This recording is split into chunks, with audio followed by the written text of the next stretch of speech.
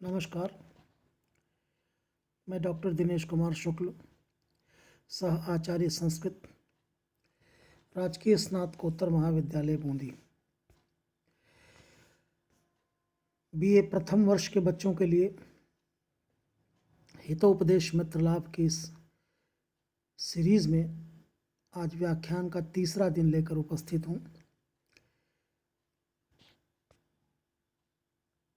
नारायण स्वामी के पास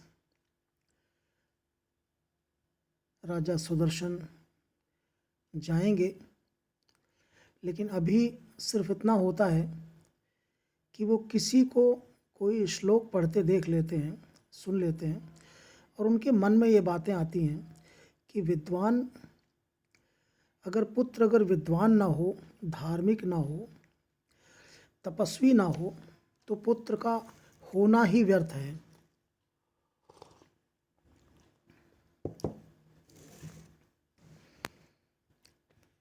इस तरह के बहुत सारे विचार हैं। आइए आरंभ करते हैं। स जातो येन जातेन याति वंशः समुन्नतिम परिवर्तिनि संसारे मृतः को वा न जायते। स जातो येन जातेन याति वंशः समुन्नतिम, पैदा तो वही हुआ है, स जातः येन जातेन याति वंशः समुन्नतिम, जिसके जन्म लेने से वंश यानी कुल, खानदान उन्नति को प्राप्त करे। खानदान की तरक्की हो, पूरे कुल की उन्नति हो, इसलिए पुत्र को कुल दीपक कहा जाता है।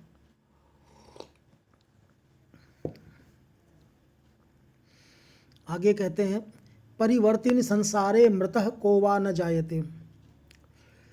इस परिवर्तनशील संसार में कौन ऐसा मृतक है जो जन्म नहीं लेता।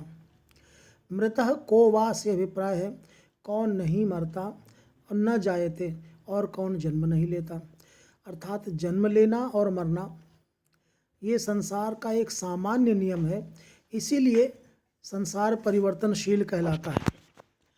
भगवान कृष्ण गीता में कहते हैं, जातस्य ही ध्रुवो मृत्युर ध्रुवो जन्म मृतस्य च। जातस्य ही ध्रुवो मृत्युर ध्रुवो जन्म मृतस्य च। जातस्य जो उत्पन्न हुआ है उसकी मृत्यु निश्चित है, और जिसका जन्म हुआ है उसकी मृत्यु निश्चित है, और जिसकी मृत्यु हुई है उसका जन्म निश्चित है।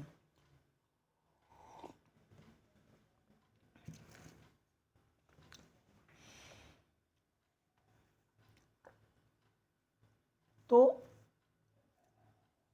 उनका भाव ये है कि स जातो ये न जाते न याति वंशः समुन्नतिम। जन्म लेना तो उसी का सार्थक है जिसके जन्म लेने से वंश की तरक्की हो, कुल खानदान की, परिवार की, कुटुंब की तरक्की हो, उसका ही जन्म लेना सार्थक है। जन्म तो उसी ने लिया, अन्यथा कितने जन्म लेते हैं और कितने मर जाते हैं। परिवर्तिन संसारे मृतः को वा न जायते। इस परिवर्तनशील संसार में कौन नहीं मरता और कौन नहीं जन्म लेता, अर्थात जन्म और मृत्यु एक साधारण सी घटना है। गुणि गण गणनारंभे न पतति कठिनी ससंभ्रमात् यस्य तेनाम्बा यदि सुतिनी वद वंध्या कीदृशी भवति। गुणि गण गणनारंभे, गुणि गण गुणियों के समूह की गणना के आरंभ में, आरंभ में यानी शुरुआत में ही, शुरुआत में गणना होने का अभिप्राय है जब भी गुणी जनों की गणना का प्रसंग उत्पन्न हो तो तत्काल ध्यान आए कि हाँ अमुक व्यक्ति है। न पतति कठिनी ससंभ्रमात् यस्य, ससंभ्रमात् यानी यहाँ अर्थ लिखा गया है गौरव के साथ, वस्तुतः घबराहट के साथ, यानी कि बेतहाशा।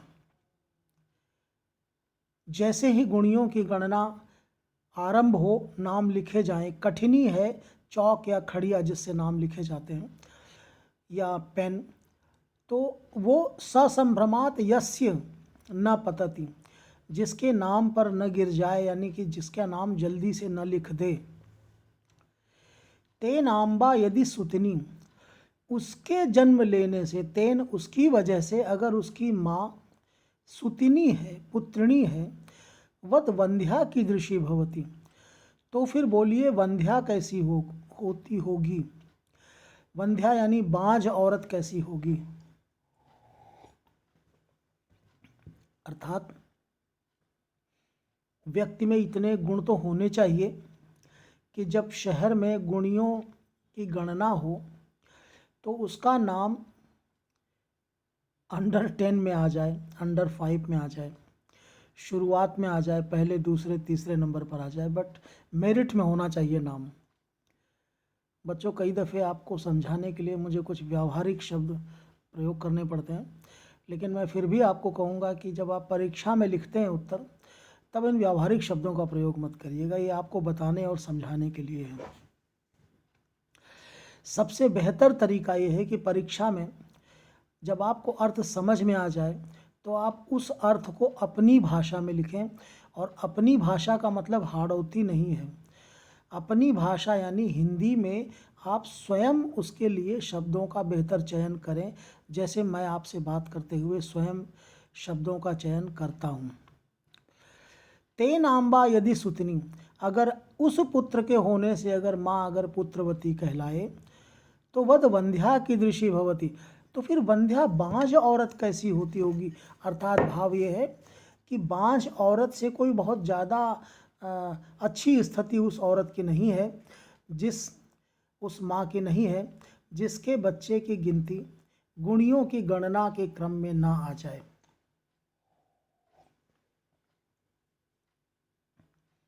ये गुणियों की और विद्वानों की गणना किसी ज़माने में हुआ करती थी। आजकल तो गणना सामान्य जनों की होती है। आजकल बहुमत का ज़माना है, लोकतंत्र है।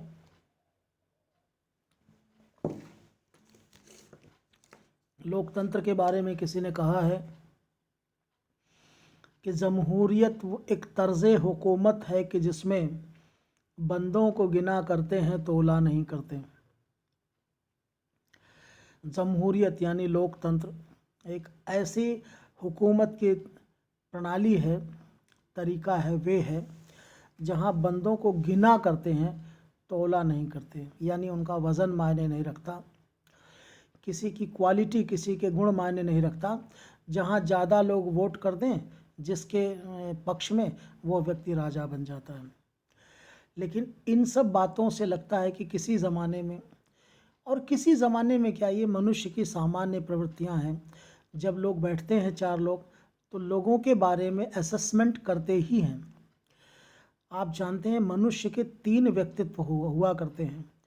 एक वह जो वह दिखाई देता है, जिसको फर्स्ट इम्प्रेशन कहते हैं। दूसरा वो जो वो एज्यूम करता है, यानी जैसा वो समझता है कि उसका व्यक्तित्व है। और तीसरा व्यक्तित्व वह है जो वो शो ऑफ करता है, जो वो बताना चाहता है कि वो है। और एक चौथा व्यक्तित्व भी हुआ करता है, और वो होता है दैट ही एक्चुअली डिजर्व्स। वो है जो वास्तव में डिज़र्व करता है, जो वो सच में है। तो ये जो चौथा व्यक्तित्व है, यही सबसे इम्पोर्टेंट है। आपकी इम्पोर्टेंस इस बात में है कि आप जहाँ पर बैठते हैं वहाँ से उठ करके आपके जाने के बाद लोग आपके बारे में क्या कहते हैं। तो किसी ज़माने में गुणियों की गणना हुआ करती थी, आजकल केवल जनगणना होती है। तब गुणियों की गणना हुआ करती थी, गुणि गण गणनारंभे। और कवियों की, विद्वानों की गणना हुआ करती थी। आपने कालिदास के संदर्भ में वो सुना होगा, पुरा कवि नाम गणना प्रसंगे कनिष्ठिकाधिष्ठित कालिदास अद्यापि तत्तुल्य कवेरभावात् अनामिका सार्थवती बभूव। पूरा प्राचीन काल में कवि नाम गणना प्रसंगे, कवियों की गणना के प्रसंग में, कवियों की जब गणना हो रही थी तो इस संदर्भ में कनिष्ठिका उंगली जो है वो कालिदास की तरफ उठी। कनिष्ठिका, ये छोटी उंगली, आप जानते हैं चारों उंगलियों के नाम अलग अलग हैं। ये कनिष्ठिका है, ये अनामिका है, नीचे से दूसरी उंगली अनामिका है, तीसरी उंगली मध्यमा, चौथी तर्जनी और ये अंगुष्ठ। ये पांचों उंगलियां 5 तत्वों का प्रतिनिधित्व करती हैं। आपने सुना होगा गांव में इस उंगली को दिखाना वर्जित माना जाता है, इसे तर्जनी कहते हैं, मना करने वाली उंगली या धमकाने वाली उंगली। कारण ये अग्नि का प्रतिनिधित्व करती है, इससे जो निकलती हैं रेज, कहते हैं कि आपने गोस्वामी जी की चौपाई पढ़ी होगी, यहाँ कुम्हड़ बतिया को नाही जे तर्जनी देख मर जाही। आज भी गांव में ये मान्यता है कि तर्जनी उंगली अगर किसी जो है पेड़ या पौधे या किसी फल को दिखला दें तो वो मर जाएगा, मुरझा जाएगा। तो ये जो उंगली है कनिष्ठिका, सबसे पहले उंगली उठी कालिदास की तरफ कि भाई ये रहे विद्वान, ये रहे कवि, कनिष्ठिका। अब दूसरी उंगली अनामिका उस व्यक्ति की तरफ उठती जो उनसे श्रेष्ठ होता या जो कम से कम उनके समकक्ष होता, उनके बराबर होता। लेकिन चूंकि आज तक उनके जैसा, उनके समकक्ष भी कोई कवि नहीं पैदा हुआ, अद्यापि तत्तुल्य कवेर अभावात, आज भी उनके तुल्य कवि के अभाव में अनामिका सार्थवती बभूव, ये जो अनामिका उंगली है, दूसरी उंगली नीचे से, ये सार्थक हो गई, इसका नाम सार्थक हो गया। अनामिका पर कोई नाम ही नहीं आया। तो इस प्रकार से गुणियों की गणना हम देखते हैं। गुणि गण गणनारंभे न पतति कठिनी ससंभ्रमाद यस्य तेनाम्बा यदि सुतनी वद वंध्या कीदृशी भवती। उससे अगर कोई माँ सुतनी हो जाए, पुत्रवती हो जाए, तो बोलिए फिर वंध्या कैसी होती है, बांझ औरत कैसी होती है। दूसरा देखेंगे हम लोग, अजात मृत मूर्खाणाम वरमाद्यौ न च अंतिमः सकृत दुख करौ आद्यौ अंतिमस्तु पदे पदे। अजात मृत मूर्खाणाम, 3 तरह के पुत्र कहे गए। अजात जिसने जन्म ही नहीं लिया, या जो मृत जन्म लेकर मर गया, पैदा होकर मर गया, या मर करके पैदा हुआ, मरा हुआ ही पैदा हुआ, और मूर्खाणाम, मूर्ख पुत्र। इन 3 में से वरम आद्यौ, आद्यौ यानी शुरू के 2 श्रेष्ठ हैं। न चा अंतिमः, अंतिम वाला नहीं। आद्यौ यानी शुरू के 2, शुरू के 2 यानी अजात और मृत। अंतिमः एक वचन में है, आद्यौ द्विवचन में है। तो अंतिमः यानी एक कौन, मूर्खाणाम, मूर्ख। सकृत दुख करौ आद्यौ, यहाँ भी जो है द्विवचन है। आद्यौ यानी शुरू के दोनों जो हैं वो सकृत दुख करौ हैं, वो एक बार दुख उत्पन्न करते हैं। पुत्र उत्पन्न ही नहीं हुआ तो दुख हो गया, या पैदा होकर मर गया, या मरा हुआ पैदा हुआ तो दुख हुआ। लेकिन ये सकृत दुखकारी हैं, एक बार दुख उत्पन्न करते हैं। अंतिमस्तु पदे पदे, अंतिम जो है यानी मूर्ख जो है वो पद पद पर, पग पग पर दुख पैदा करेगा। अर्थात अगर इन तीनों में से अगर कहा जाए तो श्रेष्ठ कौन हुआ, शुरू के दोनों। शुरू के दोनों तो कहते हैं फिर भी ठीक है, यानी औलाद पैदा ही ना हो, संतान पुत्र पैदा ही ना हो, या पैदा हो करके मर जाए। कई दफ़े आपने देखा होगा कि माँ बाप परेशान हो जाते हैं बच्चे से, तो वो यही लाइन बोलते हैं कि इससे तो अच्छा होता कि मेरे बेटा पैदा ही नहीं होता, या पैदा हुआ था तो पैदा होके मर जाता। हालांकि ये माँ बाप के लिए बहुत कठिन स्थिति है, लेकिन हमारे जो कवि हैं वो ये कहते हैं कि शुरू के दोनों तो फिर भी अच्छे हैं, उनसे उतना दुख नहीं मिलता जितना अंतिम वाले से, मूर्ख पुत्र से। इसी चीज़ का और विस्तार करते हैं 14वें श्लोक में। ये शिखरणी छंद में है, कुछ लोग इसको प्रक्षिप्त मानते हैं, लेकिन चूँकि उसी संदर्भ में है और बड़ा सुंदर श्लोक है इसलिए इसको हम देखेंगे। वरम गर्भस्रावो वरमपि च नैवाभिगमनम् वरं जातः प्रेतो वरमपि च कन्यावजनिता वरं वन्ध्या भार्या वरमपि च गर्भेषु वसति वसतिर्न वा विद्वान् रूप द्रविणगणयुक्तोऽपि तनयः। अंतिम पंक्ति देखें, न वा अविद्वान रूप द्रविण गण युक्तो अपि तनयः।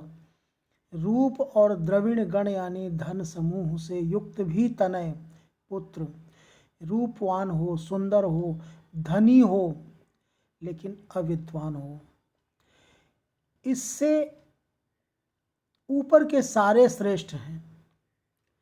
ऐसा पुत्र उत्पन्न हो जो बड़ा सुंदर हो, बड़ा समृद्ध हो, खूब धन दौलत कमा लेता हो, तब भी इससे ऊपर के सारे श्रेष्ठ हैं। ऊपर के कौन कौन देखिए, वरम गर्भस्रावो, गर्भ का स्राव हो जाए, गर्भ गिर जाए, वो अच्छा है। वरम अपि च नैवाभिगमनम, भार्या से पत्नी से अभिगमन सहवास ही ना किया जाए तो पुत्र होने की स्थिति ही ना आए, वो भी अच्छा है। वरम जातः प्रेतो, जाता है यानी पैदा होकर के प्रेत यानी मर जाए, या मरा हुआ ही पैदा हो। वरम अपि च कन्या अवजनिता, या कन्या पैदा हो जाए, पुत्र पैदा ही ना हो। वरम वंध्या भार्या, भार्या वंध्या हो, बांझ हो, किसी की पत्नी बांझ हो, यानी पुत्र पैदा होने की संभावना ही ना हो, ये भी श्रेष्ठ है। वरम अपि च गर्भेषु वसति, और ये भी श्रेष्ठ है कि पुत्र गर्भ में ही निवास करे, यानी पेट में ही पड़ा रहे, बाहर ना निकले, पेट में ही रह जाए, होल्ड कर जाए। ये सारी परिस्थितियाँ श्रेष्ठ हैं, इन सारी परिस्थितियों से गुजरना श्रेष्ठ है। लेकिन ये श्रेष्ठ नहीं है कि अविद्वान पुत्र हो, भले ही वो रूप और धन से युक्त क्यों ना हो।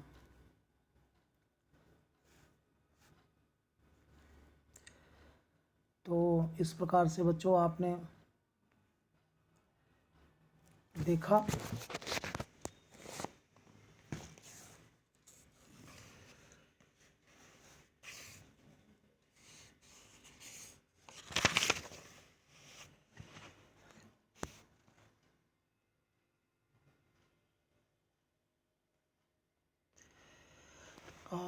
आज हमें आगे पढ़ना चाहिए था, हम पीछे चले गए शायद। आइए ये और पढ़ लेते हैं। दाने तपसि शौर्ये च यस्य न प्रथितं मनः विद्यायाम अर्थलाभे च मातुरुच्चार एव सः। दाने तपसि शौर्ये च,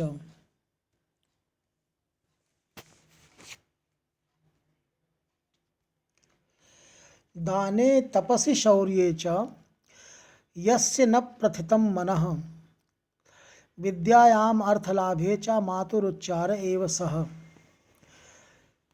कहते हैं कि माँ के शरीर से निकला, तो माँ के शरीर से पुत्र ही थोड़ी ना निकला, माँ के शरीर से और भी तो बहुत सारी चीज़ें निकलती हैं।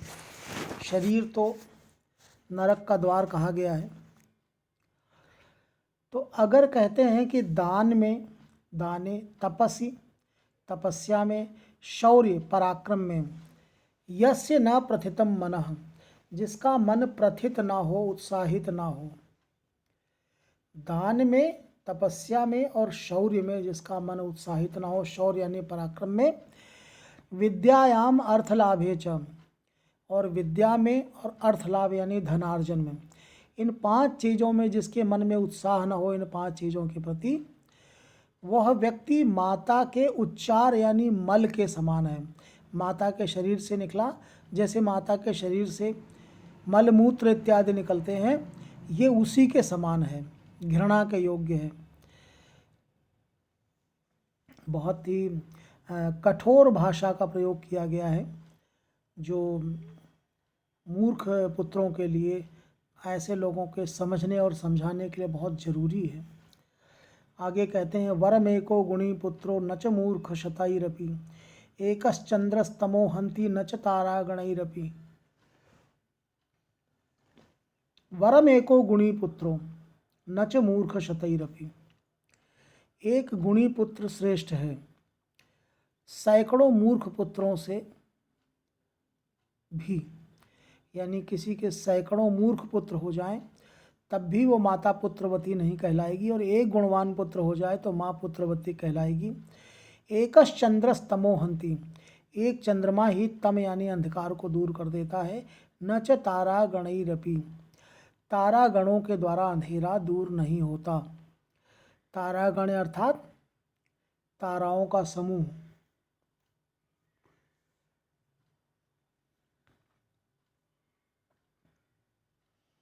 आगे कहते हैं पुण्य तीर्थे कृतः येन तपः क्वाप्यति दुष्करम तस्य पुत्रो भवेद वश्य समृद्धो धार्मिकः सुधी।